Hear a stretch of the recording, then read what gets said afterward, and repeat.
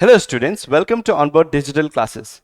As we are in this journey of completing important current events of 2024, today in this video session, we shall be discussing very important current events that took place in the month of March.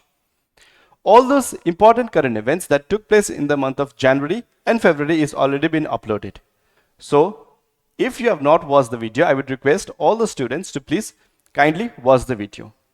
To begin today's session, we shall start with India-EFTA Trade Economic Partnership Agreement, that is also known as TAPA, TEPA.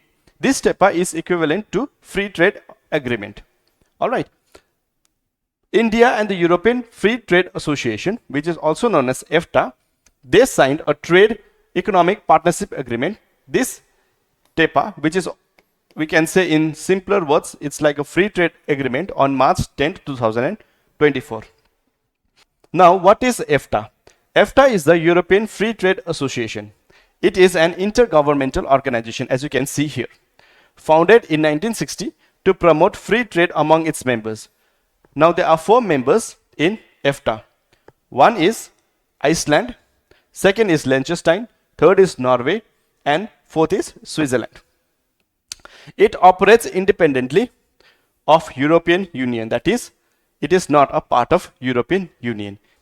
As you can see here in this image, Norway, Iceland, Liechtenstein and Switzerland, they are European nations, but they function differently. They are not part of a European Union. Okay, and India has not signed a free trade agreement with a European Union. Okay, but India has signed a free trade agreement with EFTA countries. Okay. Moving ahead, what is TAPA, TEPA? The India-EFTA Trade and Economic Partnership, TAPA, is a trade agreement between India and EFTA countries. EFTA countries we have already discussed, right? 4 countries. It focuses on market access, investment, promotion, intellectual property rights. In yesterday's video also we talked about IPR, right? Intellectual property rights and other trade related aspects to enhance economic cooperation between India and EFTA states. So this agreement is extremely important as far as Bharat is concerned. Why? Because it increases FDI, that is foreign direct investment, and also it helps in job creation. Like for example, if you can see here, the agreement is expected to facilitate the generation of 1 million direct employment opportunities in India. Approximately, this trade is going to help at least 1 million, that also direct employment. So that is the reason why this agreement is extremely important as far as Bharat is concerned. And also all these countries are extremely developed countries. And what is the benefit of doing trade with developed countries? It directly affects our balance of payment. Normally it is seen, it is not a hard and fast rule though. Alright, but normally it is seen that if we are doing trade with developed nations, like for instance USA, we have a trade surplus, right? So it affects our balance of payment in a positive way. In contrast, if we see our trade with China, it's always in deficit, right? China though is much more larger economy than that of Bharat, but still it considers itself as a developing nation. But it is not always necessary that if we are doing trade with developed countries, we will definitely get trade surplus. It is not so in case of Russia, right? Russia in itself is a very developed country, isn't it? Though its economy today is not that good, but still it's much more developed than Bharat. But our trade with Russia is in deficit, right? So that is the reason. Anyway, moving ahead, reforms in Indian criminal law. We have seen an important reforms which was pending for a long time as far as Indian criminal law is concerned. But recently, Government of India introduced new reforms in Indian criminal law. As you can see here, Indian Penal Code 1860 is replaced by Bharatiya Nyaya Sanhita. Alright. And there are how many sections? There are 356 sections. Previously, there were 511 sections in IPC. Now it's 356 sections in Bharatiya Nyaya Sanhita. Okay. And what's the focus? It reflects Bharatiya ethos, that is the Indian ethos. Okay. Previously, when IPC was made, it was made with the ethos of the Westerners, those who are ruling Bharat, right? But today these laws are made with the ethos of Bharatiya culture. That is what actually the government has to say. Okay. Next is CRPC 1898. This came in 1898. Okay. It is replaced by Bharatiya Nagarik Suraksha Sanhita Bill 2023. How many sections? 160 sections were changed, and now in Bharatiya Nagarik Suraksha Sanhita Bill there are 533 sections altogether. Okay. Next, and what is its focus? Its focus is to enhance citizens' protection. And Indian Evidence Act 1872 is replaced by Bharatiya Sakshya Bill 2023. And next is modernizing evidence presentations. Some of the laws in Bharat is extremely obsolete, right? It does not really work in today's day and age, wherein the crimes have become extremely high-tech, right? And the laws that we need in order to combat those type of crimes should also be updated, right? So that is the reason why these kind of reforms were brought in. And moving ahead, there are some important provisions with respect to these laws that one must keep in mind. We will discuss this slide in brief. For instance, Bharatiya Nyaya Sanhita. Sexual intercourse on false promise of marriage, employment, etc. is now a punishable offense. That is, if a person says that I am going to give you an employment, or if a person says that I am going to marry you, but in return you'll have to have a sexual intercourse with me, that is a punishable offense now. Okay.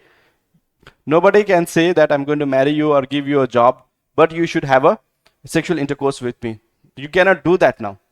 Earlier, this provision was not a punishable offense, but in new BNS, this is a punishable offense. Okay. Now, next is new definition of terrorism. For the first time, armed rebellion, separatist activities, organized crimes, mob lynching comes under the purview of terrorism. We normally hear about mob lynching very often in news, right? And also organized crimes. There are many organized crimes. These also comes under the purview of terrorism. Now they will be treated like a terrorist. All right. If there is a separatist activities going on, that activism will also be termed as a terrorism. Okay. Now you cannot say that it is a freedom of expression. That the Constitution has given me the right to express my feelings. Therefore, I am going to allow separatist activities. No. If you are doing that, you will be termed as a terrorist as per this law. Okay. There is a repeal of sedition law. Now there is no sedition law. Sedition law was brought by Britishers, isn't it? And there is a concept of zero FIR, and EFIR is also introduced. Now you can file an FIR through electronic media. Next is Bharatiya Sakshya Bill. That accepts documents which includes electronic and digital records, video recordings, emails, etc. Now all these things will be an evidence. Okay, they can be used as an evidence in the court of law. All right. Previously, all these things could not be used as an evidence. Okay. Now, mandatory digitization of FIR charge sheets. The charge sheets that is filed has to be digitized. It is mandatory. It is compulsory. Okay. Second is mandatory forensic evidence for offense punishable for more than 7 years. If the offense is punishable for more than 7 years, in that case only forensic evidence is mandatory. But if the offense is not punishable for more than 7 years, forensic evidence is not mandatory. So this is one thing you must keep in mind. Okay. Next is Bharatiya Nagarik Suraksha Sanhita. What it says is 90-day window for investigation after charge sheet filing. There is only 90 days window for a charge sheet. After 90 days, you must file a charge sheet. Okay. Second is bail after 1/3 of the maximum sentence for the first time offenders. If there is a first time offenders, okay, if the person has done crime for the first time, in that case, the person can be granted bail only after 1/3 of the maximum sentence. That is, if the person is going to go for jail for 3 years, at least after 1 year only he is going to be granted a bail. Okay. Next is Supreme Court revokes immunity for MPs and MLAs in the bribery case. In this country, MPs and MLAs are given an immunity, and Article 105(2) and Article 194(2) gives them that immunity. But recently, that protections have been overturned by the Supreme Court. Okay, and in what case? In bribery case. As you can see, Supreme Court has said that bribery is not immune. Okay, though MPs and MLAs can say whatever they want to say in the state legislative assembly or in the parliament. We have seen many MPs and MLAs taking advantage of that immunity also, right? But the MPs and MLAs cannot say that I have an immunity, therefore I can take a bribe. That is something which has been overturned by the Supreme Court. Okay. Article 105(2) and 194 grant immunity to members of parliament of the state legislative assemblies, as we have discussed, right? And prosecution in the courts for anything said or any vote given in the respective legislative bodies. Okay, they have the independence to give vote to anybody or in any matter, right? This immunity ensures that legislator can perform their duties without fear and legal consequences. Basically, this article was added so that these MPs and MLAs can work independently without any fear. All right. That is the reason why such immunity is given to our MPs and MLAs, right? But again, they took it for granted. And what are parliamentary privileges? Let's discuss this. Parliamentary privileges are special rights, immunities, and exemptions enjoyed by MPs and MLAs defined in Articles 105 and 192 of the Indian Constitution. This is something which we have already discussed, right? Member of Parliament and state assemblies are exempted from civil liability. This is very important. Civil liability, but not criminal liability. What the Supreme Court has said is that taking bribery falls in criminal liability, not in a civil liability. All right. So these privileges are only applicable while they are serving as members. They cease once their membership ends. So this means only till the moment a person remains MP or an MLA, one can enjoy these immunity rights. Once the person is no more an MP or an MLA, these rights or this immunity is nullified. All right. Moving ahead, as you can see, MPs and MLAs get immunity from freedom of speech in parliament. Okay, so they have the freedom of speech in parliament. They can say whatever they want to say, right? Freedom from arrest, so they are immune to arrest, immune from arrest in civil cases. Again, remember, it is in civil cases. 40 days before and after the session, 40 days before the session and 40 days after the session. In civil cases, MPs and MLAs cannot be arrested. Okay, but there is a limitation. Members can be arrested outside parliament's limits for criminal charges, but if it is a criminal charges, then it is permitted. Okay. Next is right to prohibit publication. This is also an immunity which is received by the MLA or a MP. And next is right to exclude strangers. These are all the rights which is given to MP or an MLA. There are some privileged committees also. Okay. It comprises 15 members in the Lok Sabha and 10 in the Rajya Sabha. There are various committees in the parliament, as we have known, right? Right. Joint Parliamentary Committee is also there. Ethics Committee is also there. Privilege Committee is also there. As we can see here, Privileges Committee comprises 15 members in the Lok Sabha and 10 members in the Rajya Sabha. Okay. And safeguards the freedom, authority, and dignity of Parliament. Its function is to safeguard the freedom, authority, and also the dignity of the Parliament. Who does that? Privilege Committee. Okay. Next is, its next work is to examine breaches of privilege. If there is a breach of any privilege, determines facts and makes recommendations. It also helps in making recommendations. Okay. Next is, it handles cases where MPs allege breach of privilege by outsiders. Right. They can also reprimand, suspend, or expulsion, even resolve with an apology. This time this privilege committee was also in news, right? Ethics committee was also in news with respect to one parliamentarian. Who is that parliamentarian? Please comment down in the comment section. Next is subclassification within scheduled caste and scheduled tribes. We have seen this news quite frequently during the time of election, right? So what is subclassification and why is it required? We have witnessed many historical injustices to many tribes in Bharat, right? That is the reason why we have this system of reservation even today, right? But still there are many castes today, still many tribes today who have not yet got the benefit of reservation. That is the reason why we are looking to subclassification within scheduled castes and scheduled tribes. Okay, so what is subcategorization within caste? It involves creating subgroups within scheduled castes, scheduled tribes and other backward classes, that is OBCs. Why? For reservation and affirmative action purposes, right? So that they can also get the benefit of reservation. All right. Its aim is to address intra-category inequalities and ensure a fairer distribution of benefits and opportunities among marginalized communities. There are many communities which are marginalized even in scheduled castes and scheduled tribes, right? So this is the method or the way by which all those marginalized people within SCs, STs and OBCs will be identified. So what is the background? The court in the year 2004, E.V. Chinnaya versus State of Andhra Pradesh case, what it emphasized was that only Parliament had the authority to create and notify SCs and STs list, not the state. Only it is the duty of the Parliament as per this 2004 case.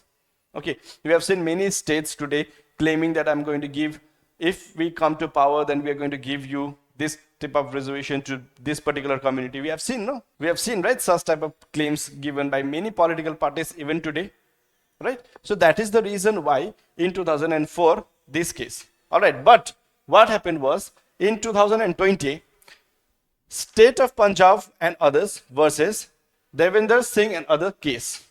In the year 2020, a 5-judge bench ruled that states could determine the extent of benefits within existing list without altering them significantly. So they have given the power to the state that if the state wants, provided the state is in limit, okay, there is a threshold also, right? Not more than 50% reservation is allowed.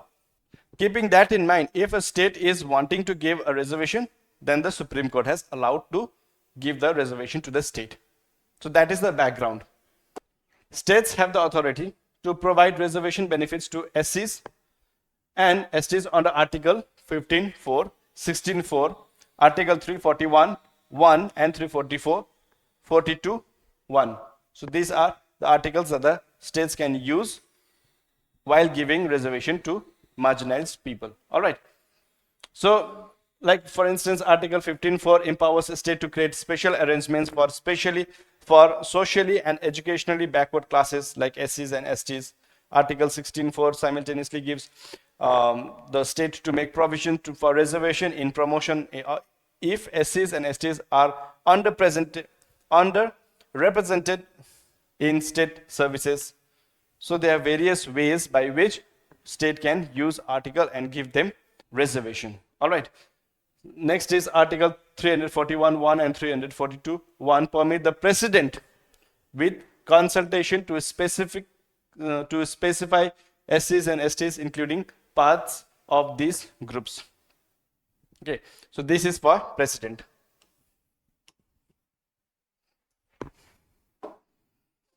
Next we have is Pradhan Mantri Surya Gram Muft Bijli Yojana. Very important, isn't it? Even this was addressed in Parliament, if my memory serves me right. All right. Recently, Pradhan Mantri Surya Ghar Muft Bijli Yojana was approved with a budget of 75,021 crores and aims to provide 300 units of free electricity monthly to 1 crore households through rooftop solar setups. It's a very good initiative by the government of India. Okay. And also the government is also giving subsidies for 60% subsidies of installation cost, which is covered for 2 kilowatt systems and 40% of installation cost covered for system of 2 to 3 kilowatt capacity. Okay, these are the subsidies which is given by the government. And the rooftop solar program was launched in 2014. But yes, as you can see here, right, this program was launched in 2014. Its aim then was 40 gigawatt rooftop solar capacity by 2022. But then that deadline is already ended. Now, deadline is extended to 2026. Now, by 2026, Government of India is planning to at least have the capacity of 40 gigawatt rooftop solar capacity by 2026. So what is the need for this scheme?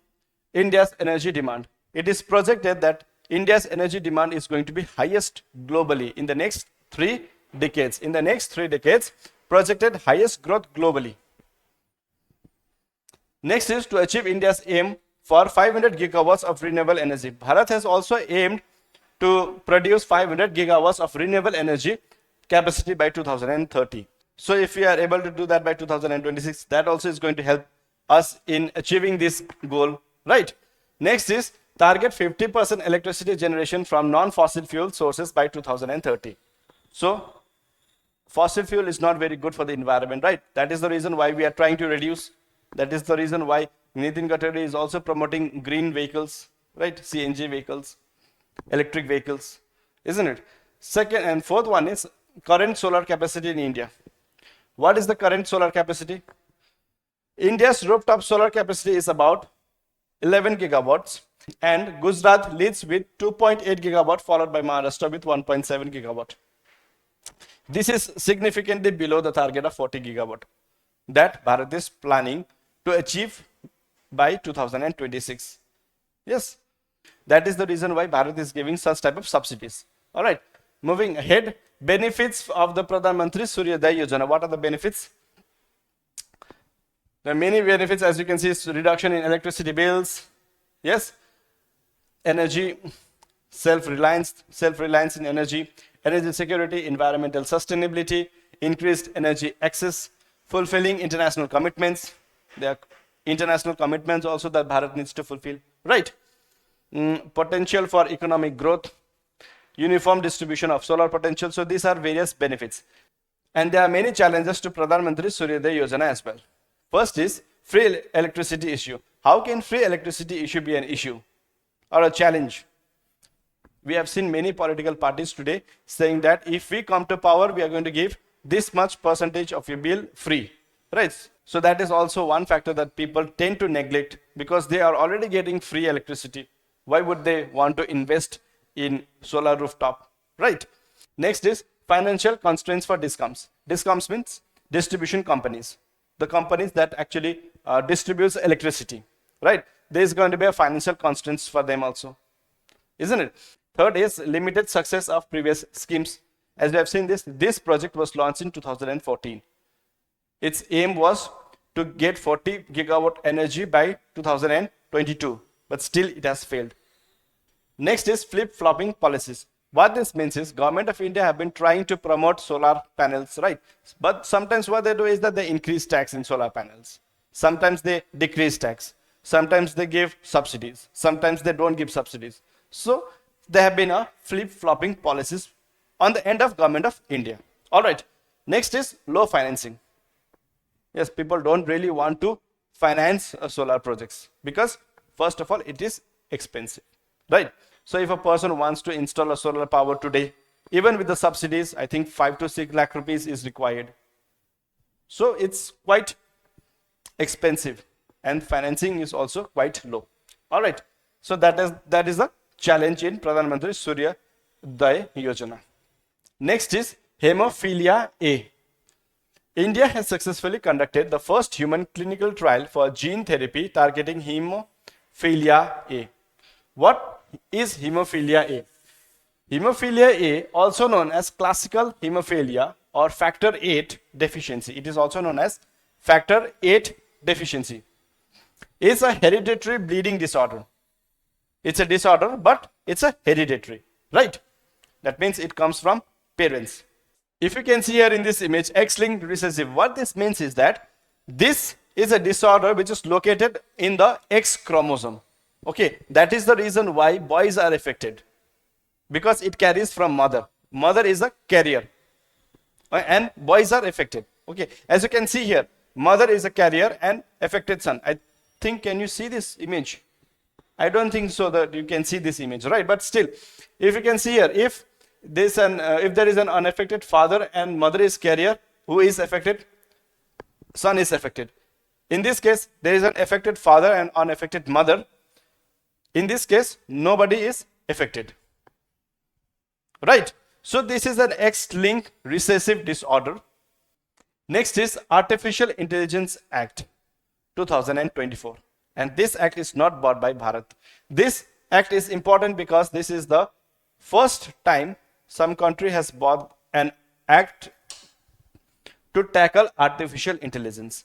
As you can see here, the European Parliament has passed a groundbreaking law. Is it visible, right? So this Artificial Intelligence Act is bought by the European Union. All right. 2024, establishing comprehensive regulations for AI. So they bought this act to regulate AI.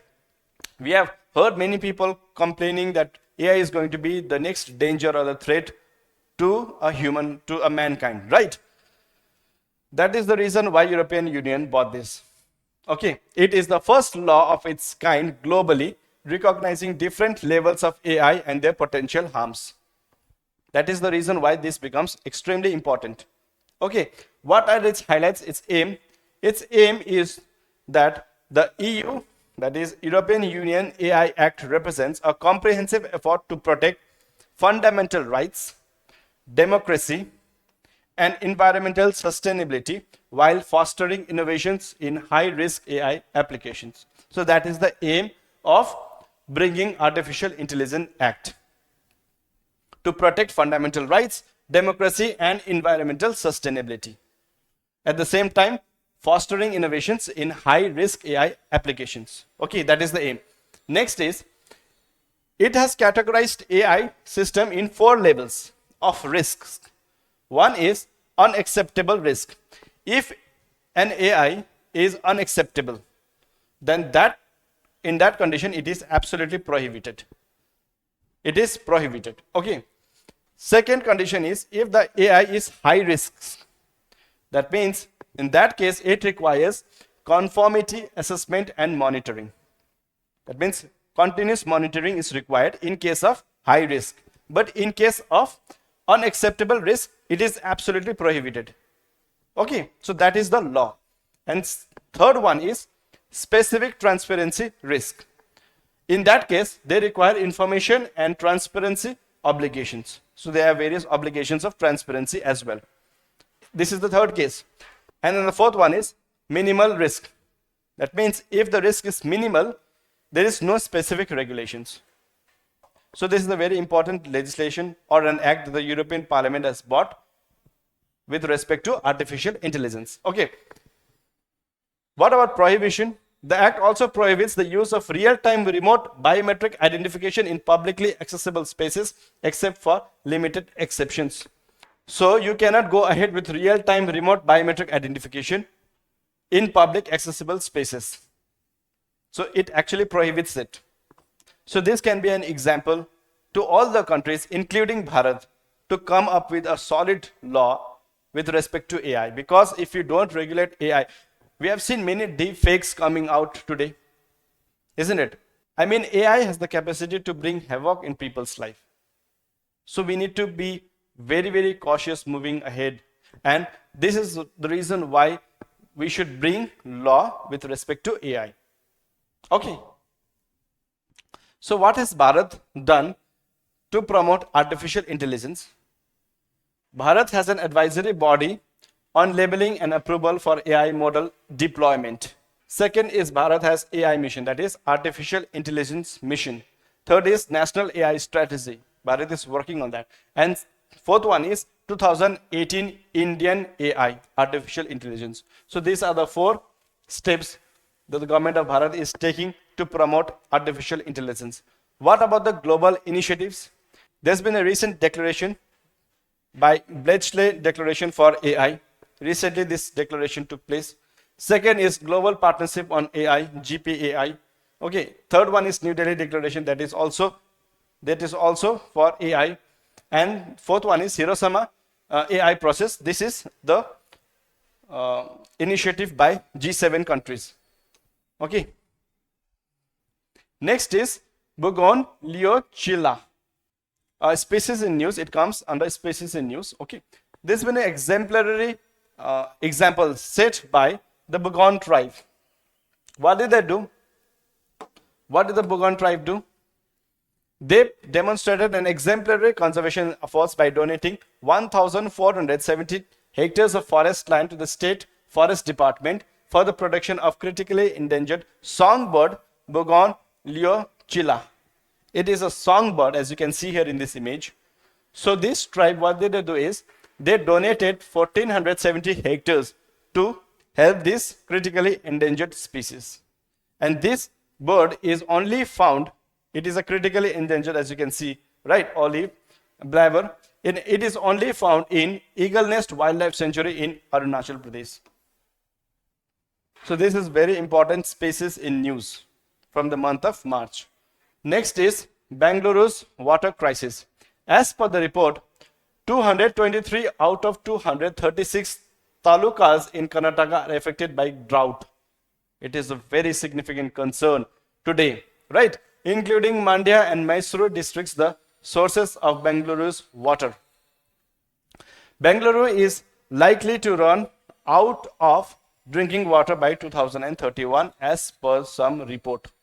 It's a significant concern for the state like India, wherein we have so many water resources, yet we are facing such problem. Yes. India's status. What is the status of India? Despite being endowed with water resources, India faces water crisis due to the following reasons. We have already discussed, right? We are a water resource country, but still we face conditions like this. Uneven rainfall. We have uneven rainfall, right? Monsoon season, sometimes it does not come in proper time. Groundwater overuse. There have been a rampant overuse of groundwater resources. Water pollution. We have seen Yamuna today, right? We go to Delhi and see the condition of Yamuna today. Key government schemes to tackle the groundwater crisis in India. The various government schemes, that is Manrega. It supports water conservation through rural employment. Manrega, we have all known, right? Jal Kranti Abhiyan. What does it do? It raises awareness on water conservation. Third is National Water Mission. It promotes sustainable water management. Fourth one is Atal Bhujal Yojana Abhay, it is also called, right? Improves groundwater management, very important. Fifth is Jal Jeevan Mission, JJM, aims to provide tap water to rural households. Government is also working Har Ghar Jal Yojana, right? Next one is National Mission for Clean Ganga. Namami Gange program addresses Ganga basin groundwater issues. So this one is the government schemes. Now next, what are the steps which is taken? First is inclusive water governance, inclusive representation in local water management committees and decision-making bodies to ensure that the voices of all castes are heard. Interlinking of rivers. Yes, government is actually working on this. Third one is promote water conservation. Fourth one is invest in infrastructure, allocate funds for water projects and explore financial options. And then the last one, fifth one is promote sustainable agriculture. Sustainable agriculture is the need of the hour. Next is Pandavas Guta, designated as a Geoheritage site.